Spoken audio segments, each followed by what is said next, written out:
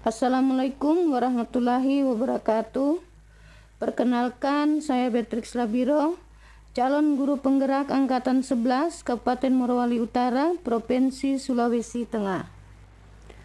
Berikut ini saya akan memaparkan demonstrasi kontekstual modul 1.3 tentang visi guru penggerak. Dalam merumuskan visi guru penggerak, saya menggunakan paradigma inquiry apresiatif, yaitu mengidentifikasi hal baik yang sudah ada di sekolah dan mencari cara agar hal tersebut dapat dipertahankan dan memunculkan strategi untuk mewujudkan perubahan ke arah yang lebih baik. Agar dapat menerapkan paradigma inquiry apresiatif, maka digunakan metode Bagja. Bagja adalah akronim dari B. Buat pertanyaan utama, A. Ambil pelajaran, G. Gali mimpi, J. Jabarkan rencana, A.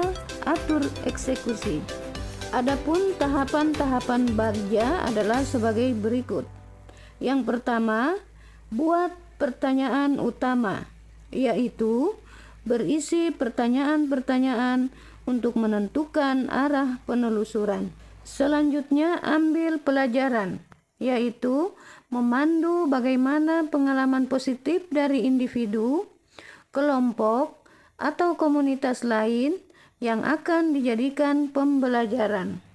Lalu, gali mimpi, yaitu berupa narasi keadaan ideal jika prakarsa perubahan terwujud. Berikutnya, jabarkan rencana, yaitu mengidentifikasi tindakan-tindakan yang akan dilakukan. Dan yang terakhir, atur eksekusi, yaitu membantu transformasi menjadi nyata. Adapun yang menjadi visi saya adalah mewujudkan generasi yang berakhlak mulia dan unggul dalam menghadapi tuntutan zaman. Untuk mewujudkan visi tersebut, maka prakarsa perubahan yang akan saya buat adalah meningkatkan kemampuan bernalar kritis, kemandirian, dan kreativitas peserta didik melalui pembelajaran yang berpihak pada murid. Dalam mewujudkan prakarsa tersebut, saya menggunakan metode Bagja dengan tahapan sebagai berikut. Tahapan pertama, buat pertanyaan utama. Sebagai pertanyaan penelusuran saya, yang pertama, mengapa kita perlu meningkatkan kemampuan bernalar kritis, kemandirian, dan kreativitas peserta didik? Pertanyaan kedua, bagaimana meningkatkan kemampuan bernalar kritis, kemandirian, dan kreativitas peserta didik melalui pembelajaran yang berpihak pada murid? Dan pertanyaan yang ketiga, aset apa yang sudah dimiliki untuk menerapkan pembelajaran yang berpihak pada murid? Tindakan atau penyelidikan. 1. Mengajak kepala sekolah dan rekan sejawat untuk membangun tim perubahan berdasarkan aset yang dimiliki dan meyakinkan akan pentingnya kemampuan bernalar kritis, kemandirian, dan kreativitas bagi peserta didik dalam menghadapi tuntutan zaman. Kedua, mencari referensi dan praktik baik tentang cara meningkatkan kemampuan bernalar kritis, kemandirian, dan kreativitas peserta didik melalui pembelajaran yang berpihak pada murid. Tahap yang kedua, ambil pelajaran. Pertanyaannya, 1. Siapa saja guru yang pernah berhasil meningkatkan kemampuan bernalar kritis, kemandirian, dan kreativitas peserta didik melalui pembelajaran yang berpihak pada murid? Pertanyaan yang kedua, model pembelajaran apa saja yang sudah diterapkan sehingga berhasil? Tindakan atau penyelidikan. 1. Mewawancarai guru yang sudah pernah berhasil meningkatkan kemampuan bernalar kritis, kemandirian, dan kreativitas peserta didik melalui pembelajaran yang berpihak pada murid dan mencatat semua informasi yang diperoleh dari hasil wawancara tersebut. Kedua, mencari referensi atau studi literatur tentang model pembelajaran apa saja yang penerapannya berpihak pada murid serta dapat meningkatkan kemampuan bernalar kritis, kemandirian, dan kreativitas peserta didik. Selanjutnya, tahap yang ketiga, gali mimpi.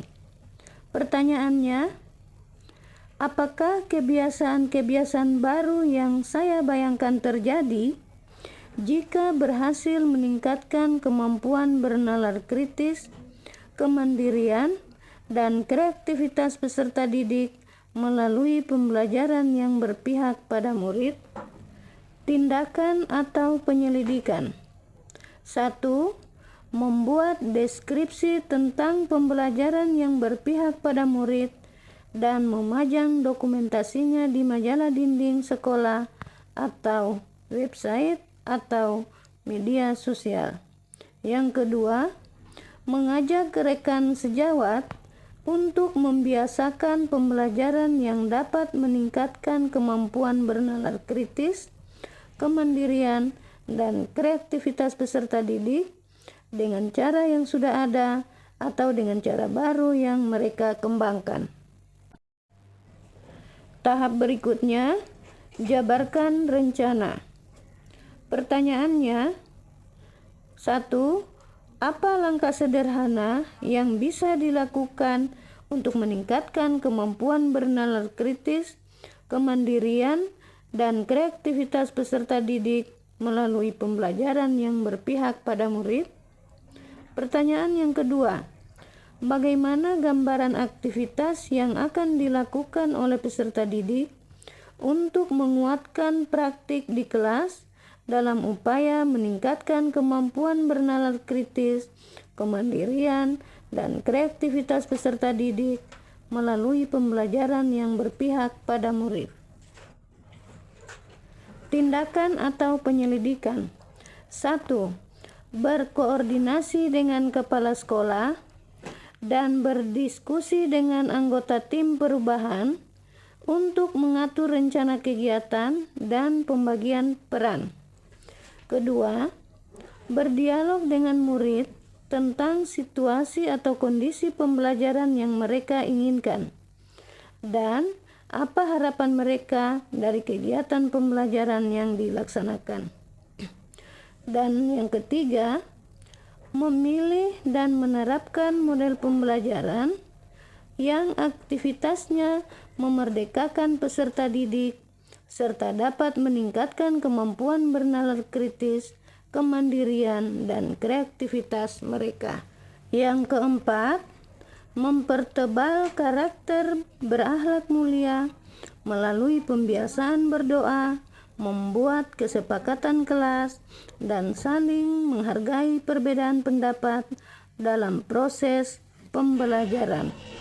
Dan yang kelima, membentuk tim teaching untuk melakukan observasi secara bergantian sesuai jadwal masing-masing. Yang terakhir, atur eksekusi. Pertanyaannya, 1. Siapa saja yang akan dilibatkan dalam mewujudkan rencana ini? 2. Siapa yang dapat mengarahkan atau memantau jalannya rencana tersebut? Pertanyaan yang ketiga, bagaimana menunjukkan bahwa upaya meningkatkan kemampuan bernalar kritis, kemandirian, dan kreativitas peserta didik telah berhasil? Dan yang keempat, apa yang dilakukan untuk mempertahankan keberhasilan tersebut? Tindakan atau penyelidikan. 1. Mengajak semua stakeholder untuk berkolaborasi dalam menjalankan program. 2. Setiap anggota tim perubahan berkontribusi sesuai peran masing-masing dalam mengarahkan dan memantau jalannya program yang dipelopori dan diarahkan oleh ketua tim perubahan. 3. Melakukan evaluasi secara berkala, yaitu 3 bulan sekali, untuk melihat perkembangan atau kemajuan yang dicapai. 4. Tim teaching secara bergantian sebagai observer dan guru model sesuai jadwal yang ditetapkan melalui musyawarah tim perubahan. Demikianlah demonstrasi kontekstual modul 1.3 visi guru penggerak. Semoga bermanfaat. Terima kasih, salam dan bahagia.